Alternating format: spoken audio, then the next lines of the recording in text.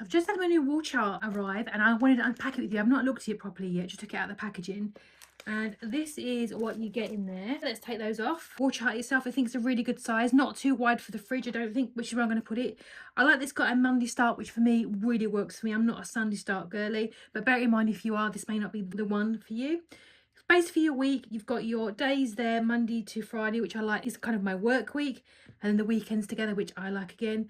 You've got a generic space, which I'd probably put down for meal planning, meal ideas, that kind of thing, or maybe what I'm going to be doing next week, so that I can just put a little space like next week, don't forget.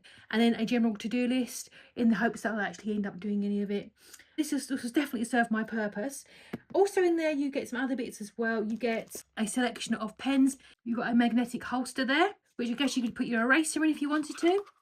Although this is magnetic, so if it's going to go in the fridge, you won't need to. But it will fill all of your pens, which is handy. And there was some advice in the packaging to say that if you feel like they're running out, store them upside down. So I'll probably end up doing that. You've got your dry eraser, which is actually quite nice and thick, which will go nicely to keep it nice and clean.